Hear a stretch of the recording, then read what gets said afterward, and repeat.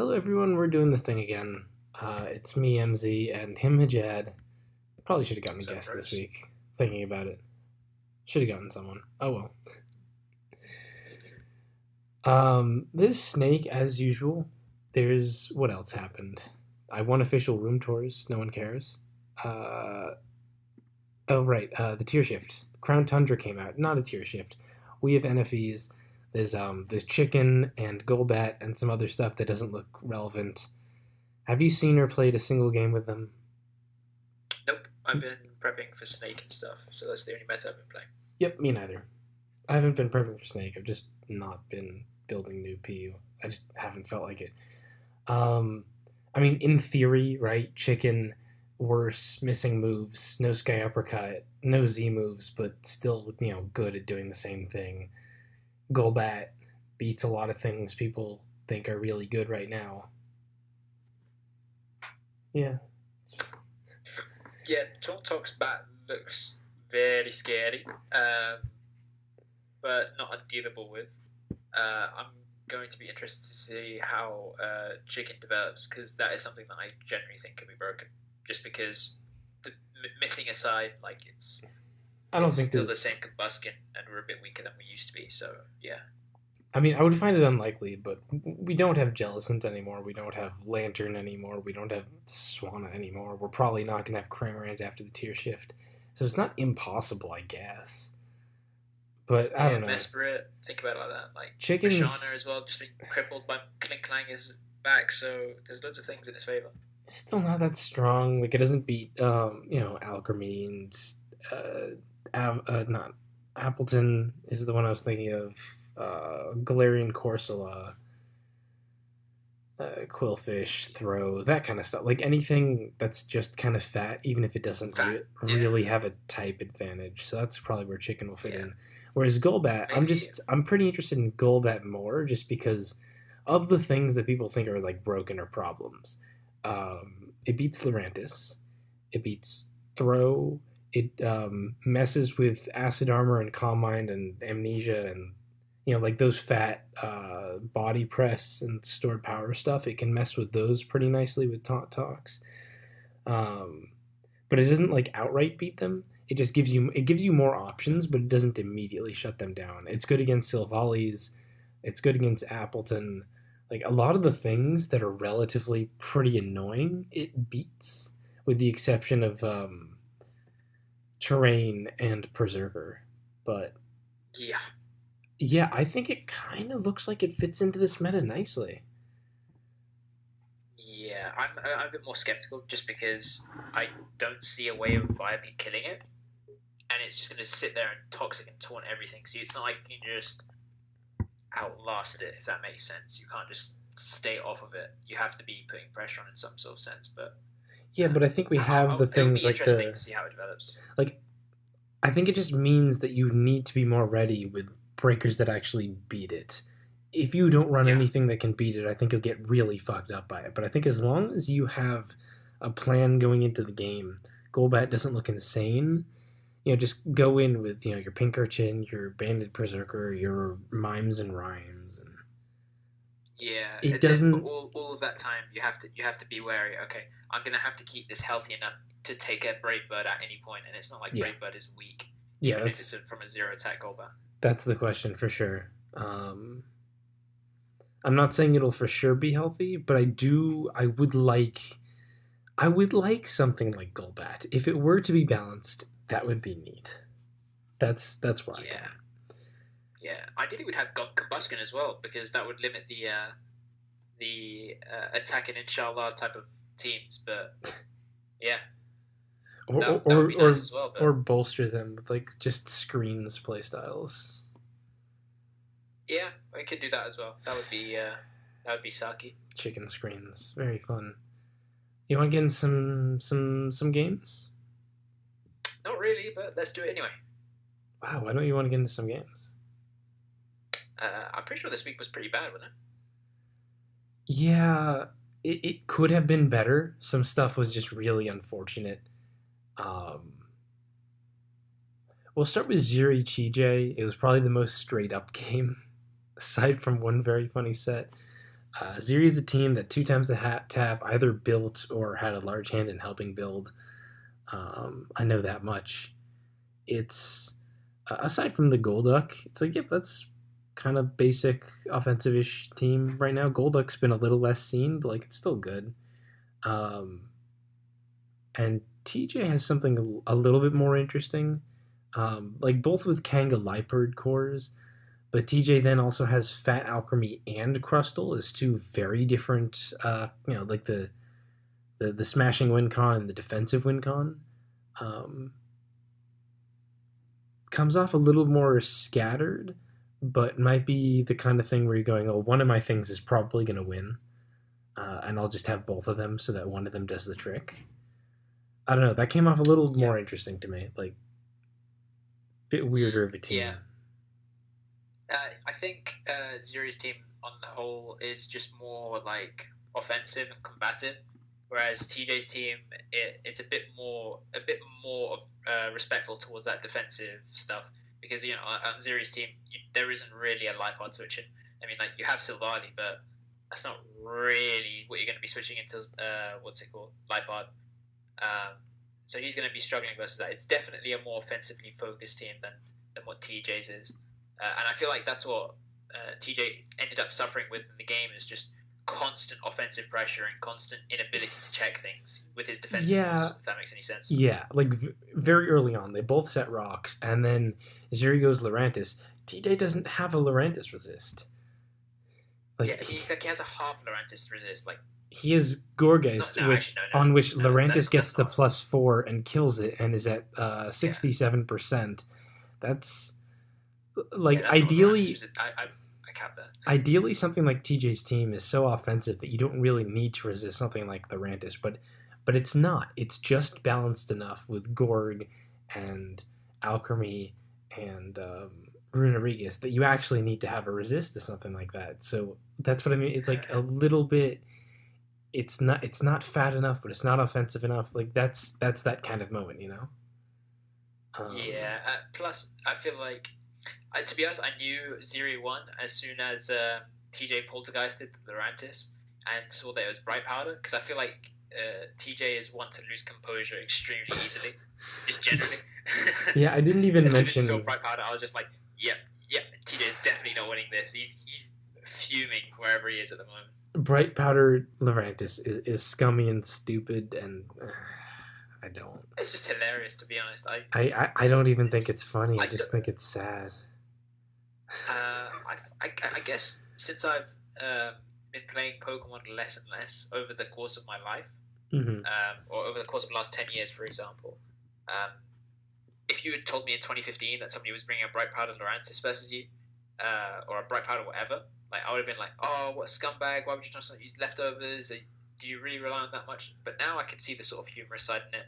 I don't really think about it in that type of aspect. I don't think cheesing a snake game is funny. I think it's just... Yeah, but it's not cheesing a snake game. It's like he has the rest of his team. It's not like that one thing is... But if that one thing wins off evasion, and that just ends the game, that is cheesing a snake game. Yeah, but of all things, I think I can at least hate it on Lurantis, No, I don't know. What does that even mean? It'll cheese a snake game, Lurantis, which I just don't think is funny. I think it's just kind of sad.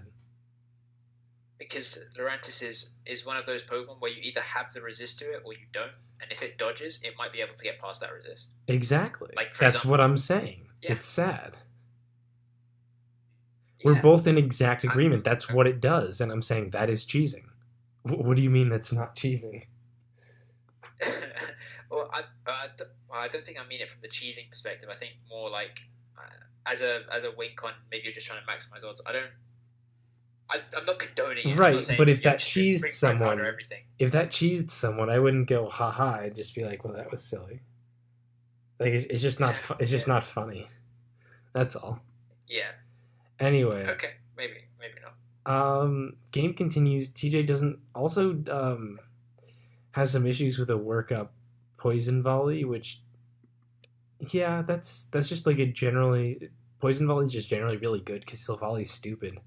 Like, you have a Runerigus and a Crustle, and it's still really good versus your team. That's just That's just a It's just tough, yikes. brother. But yeah, this is Bring better mostly sports next like time. Zeri just hits basic buttons and wins for free. Like the game ends Yeah, pretty quickly after the poison volley also breaks the Runerigus. That's like, oh, we're done. Um, yeah. I think like Siri just clicked attacks the entire game, and TJ was just sort of trying to figure out his switch-ins. And by the time he figured out his switch-in, like game was over. Like there Zeri wasn't really just much for him. had the better team. The Gorgeist was the first thing to die, and that was the only water resist too. But what I'm assuming is Scarf Golduck never even came out. Like didn't even need Yeah, it. That's what kind of game this was. I just don't think the TJ team really held up. Um, yeah. Agreed. we had Ham versus Zalmog. This one's just sad. I would go over the game and the teams, whatever, but basically, Ham is in a position where he looks extremely strong to win. I definitely favor Ham, and then he just times out. Um, and Yeah. I know you're gonna disagree because like Zalmog's your player, um, but you're just wrong. Like you gotta accept that your players sometimes lose. Sometimes I knew we were gonna do this. Ham was so winning this game. I will never tell you that my player had no shot to win a game because I still think he had odds. Well, he had some He odds. had some odds. It was Um, not 100% over for sure. But if you're asking me who is likely to win this game, I don't know, at least 80-20 Ham. He's just way better at that point. yeah, 100%. Well, I think the key thing that I was this is some backstory that I was pissed off about is because I think the day before I passed Zomog a team which was an E-terrain balance team, right? And it had like Avalug and but primarily the offensive core with a Subcombine Drifloon in an I'm EC gonna turn down your sound a Subcombine little Drifloon bit, just a little bit. and E-seed Carmine Draining Kiss Alchemy. Mm-hmm. And that team would have fared a lot better than what Yeah, than what Zomog Zalmog. actually brought. Like, Yeah, this was going to be a bit of a tough game. I don't know what the Silvally poison was, but if it was SD, that would have helped so much more. yeah, I think it was SD in the end actually. Really? I'd have to check with. If it was I'd have to SD, check with then I don't Booth think you because played it right at all. SD versus yeah, no poison resists like this, you make sure you get in for free and you set up on the Lurantis instead of needing to switch in. But like that would have been hard because the team basically in the little of the game that was played just got like chipped a lot by Lurantis and Cramorant, and Ham was about to be able to just get kills with Unpheasant every single time it came in and preserve his defensive core relatively well. yeah, yeah. Plus, it was I think Banded on Pheasant, which Yeah, is super whack. Like that's a crazy set. But that's whack. fair And enough. Like honestly, it hurts him compared to Boots because at this point, it's gonna kill everything, and you don't want to take rocks damage. Like that was the yeah, one out with Zamog is that he did get up rocks despite Ham's Hatchrim. But yeah, I think overall I favor Ham. His team's a bit weird to me. You got both Citrus Cram and Banded on Pheasant. That's a lot of hat reliance, and I don't. Hat's not always the most reliable, but you ran into a Ferroseed, so it doesn't even matter. Otherwise, I think it's a pretty yeah, cool team. Citrus Creme, still weird, but whatever. And I don't hate Zamogs. It just kind of never got anything done. But I can definitely see the merit in like SD Silvally plus Kanga plus Appleton trying to really overload and have a good solid pressure mon for something like Runerigus that would normally check those physical threats. Like I get it. Um, the game just didn't really go well with him, and I don't think he wanted to face Hatcham right here. yeah. Hatcham stays broken. We can move on then. I mean, yeah, it's good versus Pharisee. That's what it do. But the timeout just, I feel like if that game had happened, we would have had a significantly better week. Um, Yeah. We have Obi versus Vulpix 03. This one was kind of close to a mirror match. Very similar teams. I honestly, when I saw the preview, I thought it was a mirror match entirely. But then I saw that the G Obi mime was different. Obi is more offensive. He's got a G mime versus a rhyme and a Kanga versus a berserker, and he plays the game much more offensive too. Really, just um, kind of like the Obi thing has been for the last few weeks has been go in with a better matchup and then just outplay your opponent. And I think he's struggled where he hasn't when he hasn't had the better matchups and kind of got bailed a little bit in early weeks to have like such a strong record as opposed to just a very good record regardless. But the past couple weeks versus Katut and now Vulpix have really shown um, how to take that initial matchup advantage and really push it pretty far. Because this was just, yeah, I think Vulpix definitely played it pretty wrong in a few areas. Don't get me wrong, but Obi also got like every play right, and this was a very fast domination. Yeah, I really liked how Obi played the game, to be honest, because I feel like from the outset he was like, okay, this is basically a mirror matchup. The person who's going to be able to be more efficient with their momentum is going to be who wins the match. And I feel like Obi got like a couple of turns right, like super early on, and then managed to maintain that momentum basically up until the Runerigus crit throw, and then when that happened, the game was over. Yeah, it didn't help that he crit Vulpix's Cramorant too. I don't know how much that would have changed things. I actually think Cramorant is super frail physically, so I don't know if it mattered. Genuinely. Wait, really? Yeah, I kind of just assumed it. Versus I just assumed it did. no So HP yeah, Cramorant did 87 with Brave Bird versus another Cramorant. So assuming Obi's is max attack, neutral nature, 0-0. Brave Bird versus a 0-0 Cramorant from Vulpix. That does 84 to 99. So yeah, that crit would not have mattered in the pretty likely circumstance there. I do think was Obi's max attack. It did 58 to Jolteon with a superpower.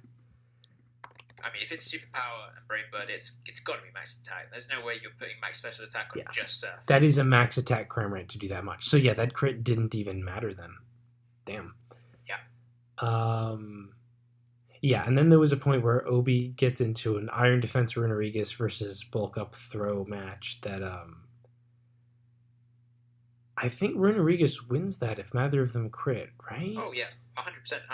The Runerigus wins that, but I guess Vulpix was just trying to get him into rest and then bring in Rhyme probably. So it would have like postponed the game or postponed Runerigus winning. Mm-hmm. But Obi just straight up crits the throw and then it's dead. Yeah, like you got to use the Specs Rhyme there, which is the main thing Vulpix had, Specs Rhyme without a real switch in, because Vulpix has an AV Berserker, but Obi instead opted for what I think is an offensive Kanga that's double-edged Wish Tech, which is a set I do like. I think it's a good set. If he made it or whoever passed it to him, I'm glad that someone showed off, hey, you can run offensive Kanga and just also have the Wish healing, and it's kind of good. Yeah, 100%. I think that's one of the underrated aspects to Kanga, just generally over the years, that it's really, really bulky. Like, it's really hard to kill, and Wish allows you to keep that just generally alive.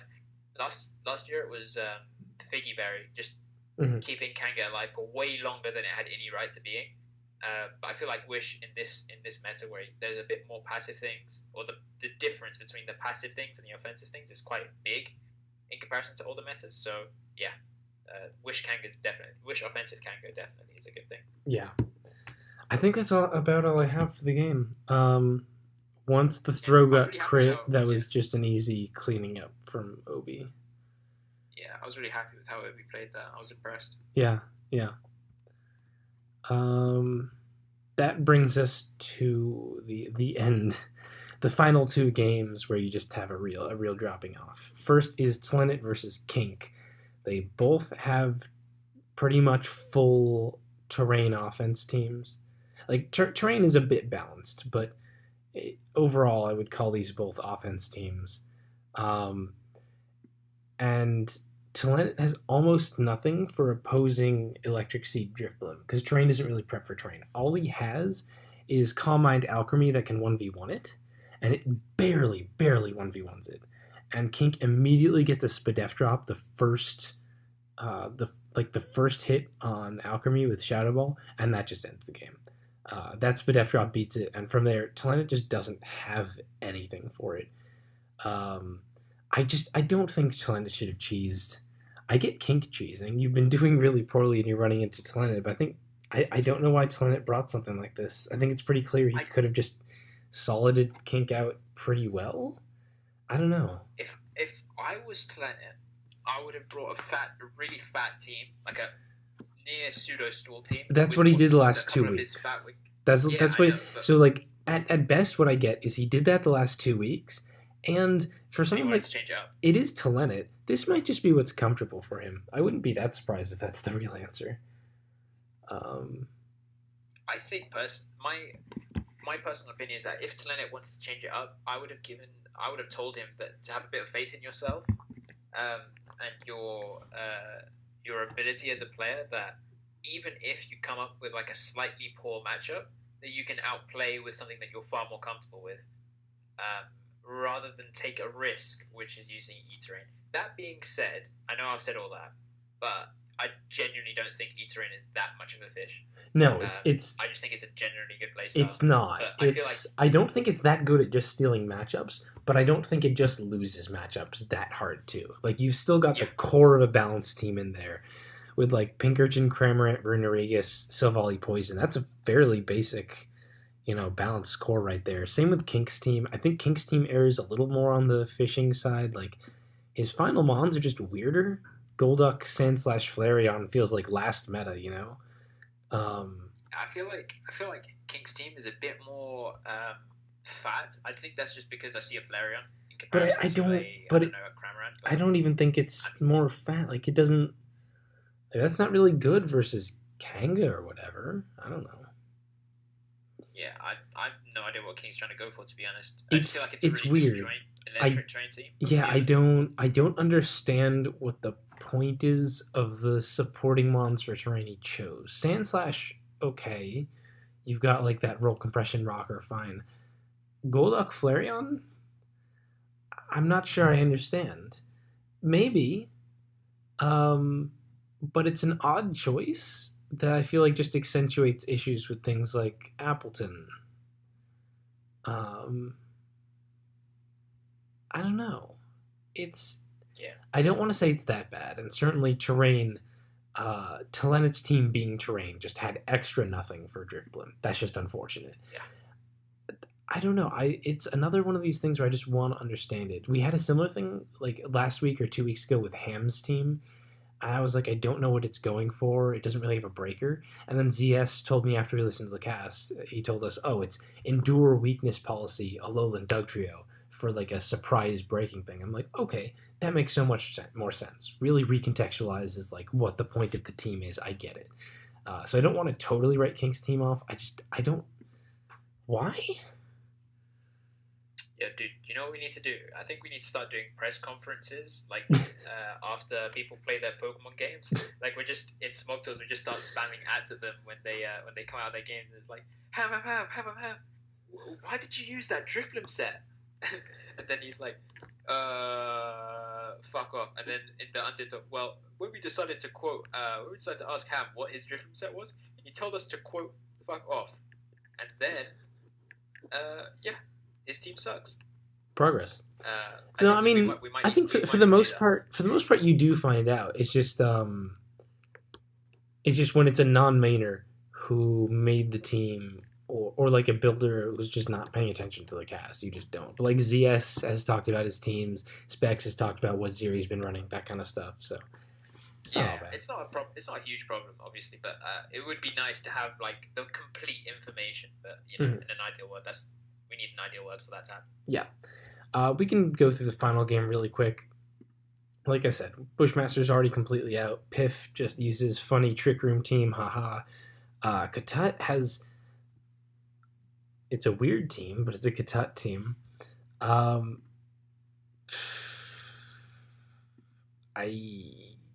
This is just a funny game all around. It's just very stupid.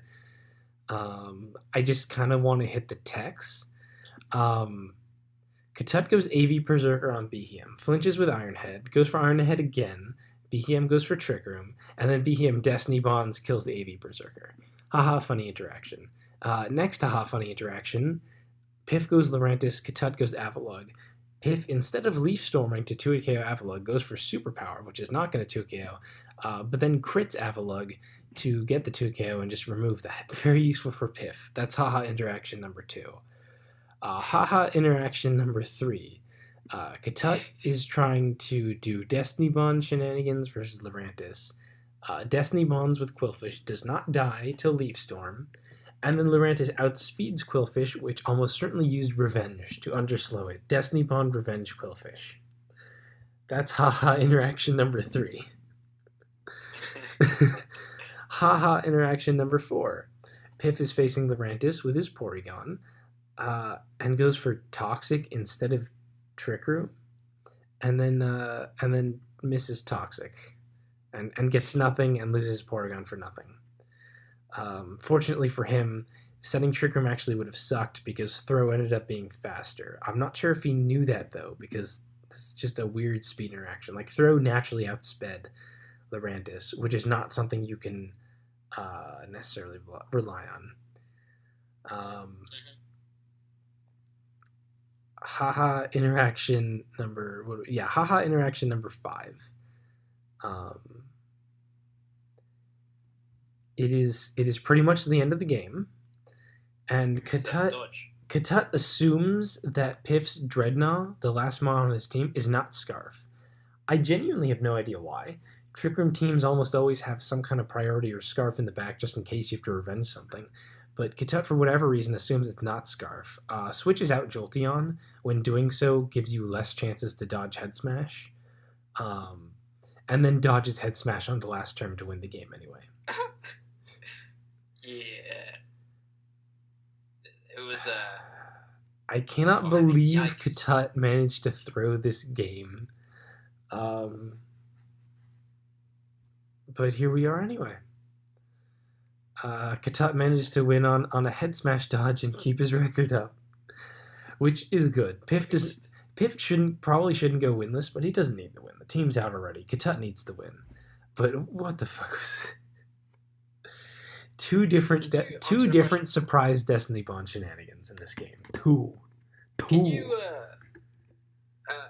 you tell me the interaction between Trick Room and Destiny Bond? So let's paint a picture in your head.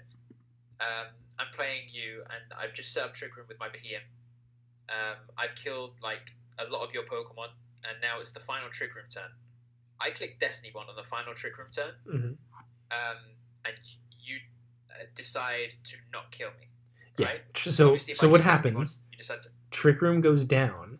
You're gonna attack first. If you kill me, Destiny Bond is still active. You can't kill me.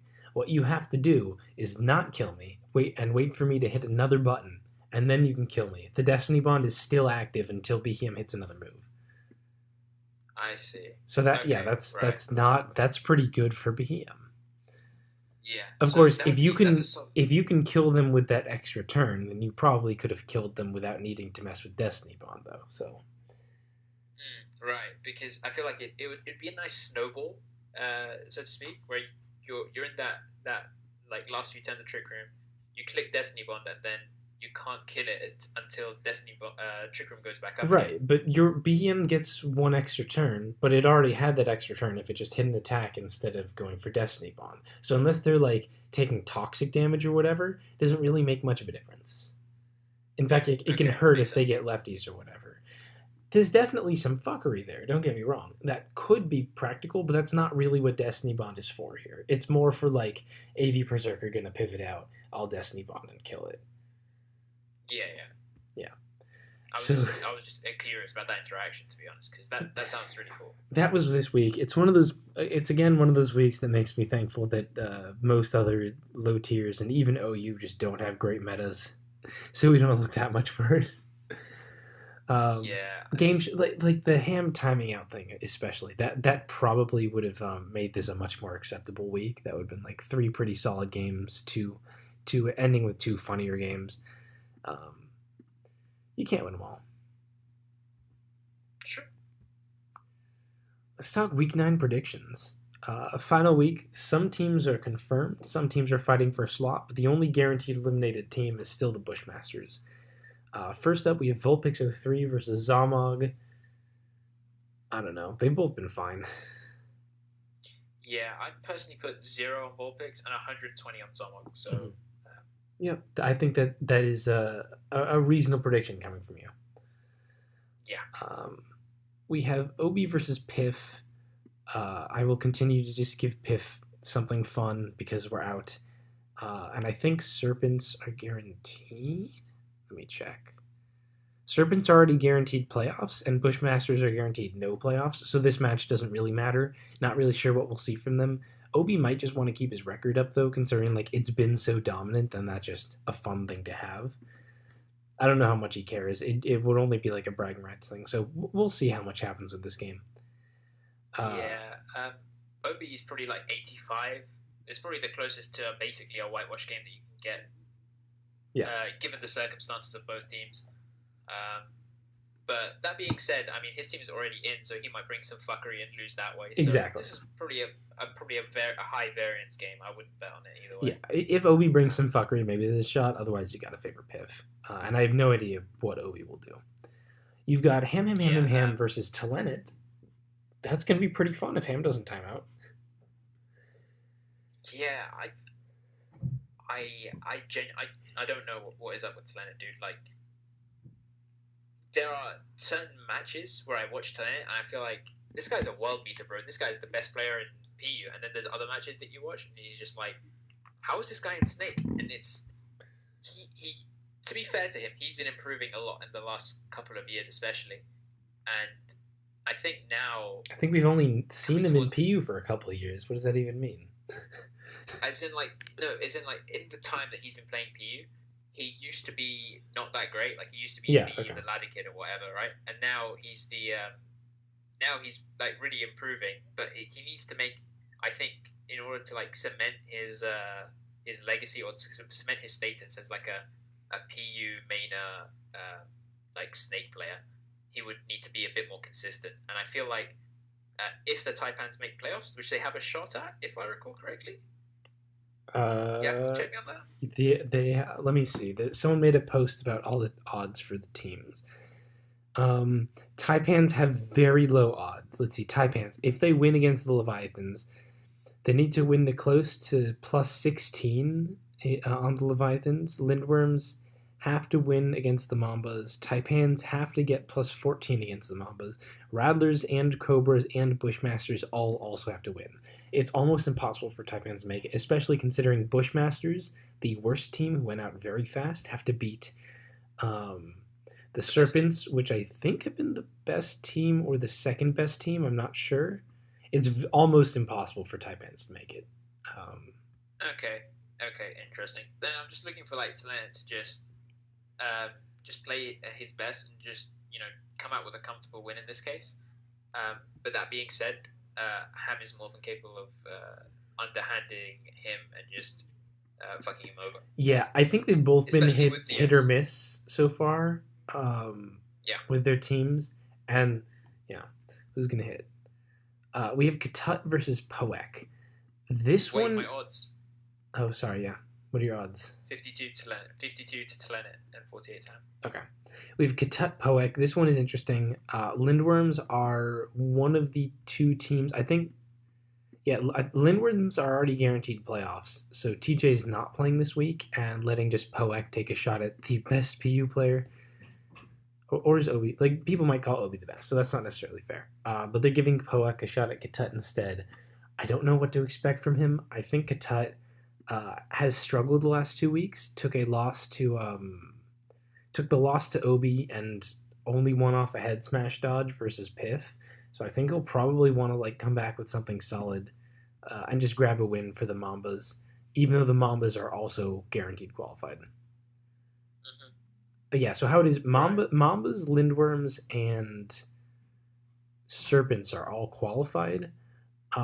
Rattlers, Leviathans, and Destroitas are all have odds for it. Taipans have almost no odds. Bushmasters are out. Yeah. Sweet. up the boys, up the Astrocias. I give Kitsap a 69 because we're funny. 69-31 Spoic. Okay, very funny. Yeah, so Astroitas are fighting for their life. Cool. Sweet. Then we have Kink versus Ziri, Nagas versus Cobras. This is interesting. Both teams. No, are Nagas in? Nagas versus Cobras. Yeah, Nagas and Cobras are both in playoffs already, I think. That can't be right. I must have fucked something up. I think I fucked something up. Yeah. Cobras are in. Nagas are fighting for playoffs. How come they're not in this? Here's what all the teams need to do then. Can they not make it in? No, they can make it in. I don't know. I've been going off Luthier's post. Here's what all the playoff scenarios are. But Nagas aren't in the post at all. And now I'm just confused. Do they have no chance? They're higher. Maybe it's Luthier's team. They're higher than the Serpents in the top. Basically, ignore what I said about who has odds. I'm going to assume Cobras are guaranteed in, almost certainly. I'm going to assume that Nagas are still fighting for playoffs. So this matters for both of them. As long as Ziri doesn't miss, I don't know that Kink has it in him to grab another game. Yeah. He's got wins on Telenet and Soulgazer, but the like least impressive wins that I've ever grabbing the silliest wins. Oh no, the Soulgazer one was actually the funny outplay one. Never mind. But then since then it's been like funny silly games. I don't know.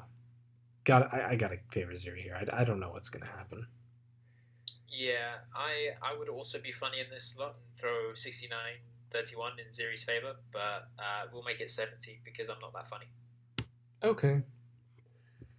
Well, I think that just about covers things, and we can just run to the gimmick corner and wrap it up.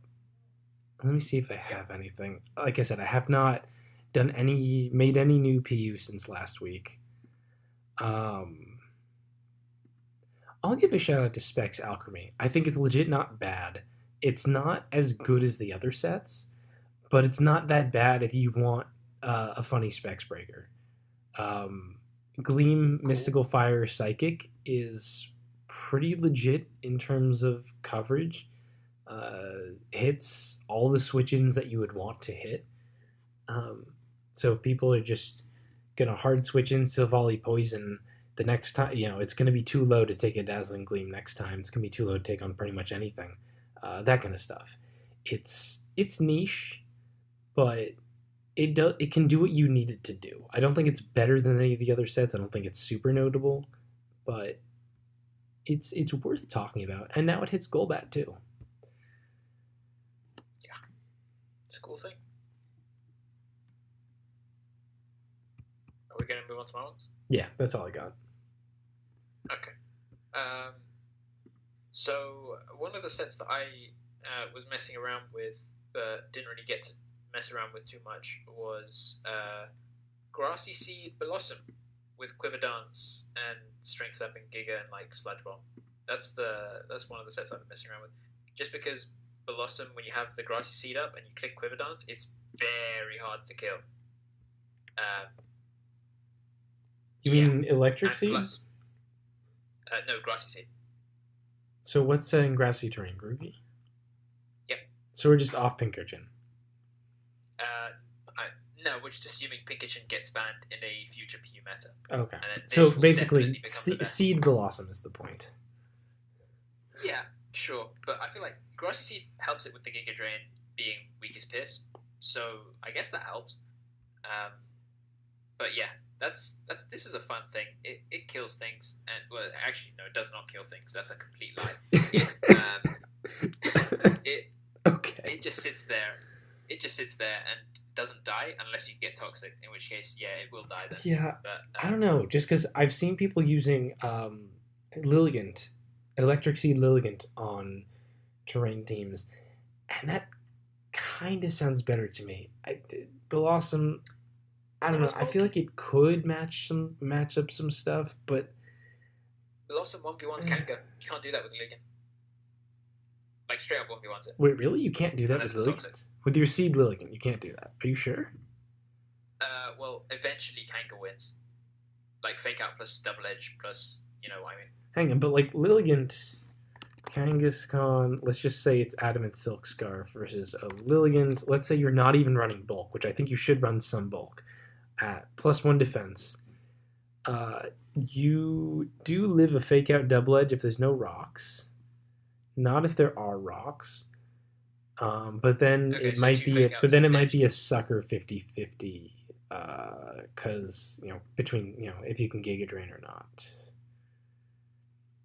Interesting. But if the Giga Drain also +1 Giga Drain only does 55 to 68, so another double edge from Kanga would kill. Yeah, I guess you can't. Unless you're running Sleep Powder on Lilligant and you set up like right at the end of Electric Terrain, then you can do it. Which I think you do. I think that would be how you'd run it, unless you wanted both Pollen Puff and Nature Power or something. Doesn't seem necessary. Okay. Other set, there has been a lot of usage of Cramorant as people's fighting resist, which is paper. It's literally paper, and I don't like it. I don't like people using shit fighting resists. So I will amend people's mistakes and start running Choice Banded Grablocked, because that seems extremely funny. Okay. I mean, of the banded fighting, check if it got Poison Jab. I would guess it does. I will say at least of the banded fighting types, it hits Runerigus the hardest because of Technician Brutal Swing, so that's something. But I really don't know why you wouldn't just run banded Hitmonchan instead. Because, dude, right, Hitmonchan just apparently people don't respect Hitmonchan at all. Like, don't respect the fighting type's existence. So you need to use a more powerful fighting type. Use Hitmonchan don't use Hitmonchan because it's not aesthetic. Yeah, like if you think you're gonna spin with it, that type of stuff. And plus, it's frail as shit. Like 50 HP. Like, bro, well past 50 HP. Yeah, but it actually it outspeeds Alchemy and stuff. That's useful. Yeah. Nah, fuck it. We'll just drop some of the speed, put it in like defenses and stuff. I mean, I do like.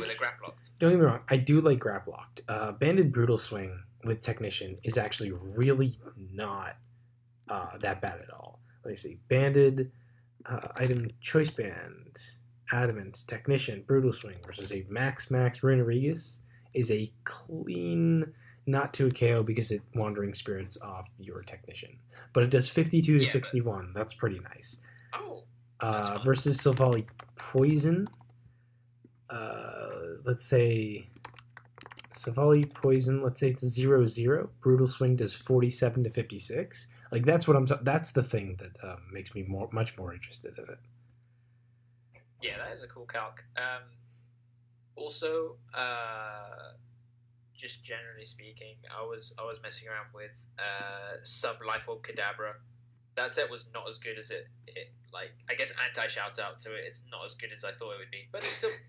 I'm sure somebody will make it work. Like, Anti-Shoutouts for Gimmick Corner. All right, that's a new one. Anti-Shoutouts. Okay. I think we can just about wrap things up here then. I could not talk at all. Yep, that's when you know it's time to finish it up. Anything you want to say to the boys and the girls and the non-binaries? Up the Brits. We're gonna win PU World Cup, and that's all I have to say. You shouldn't lie to people, man. It's just not cool.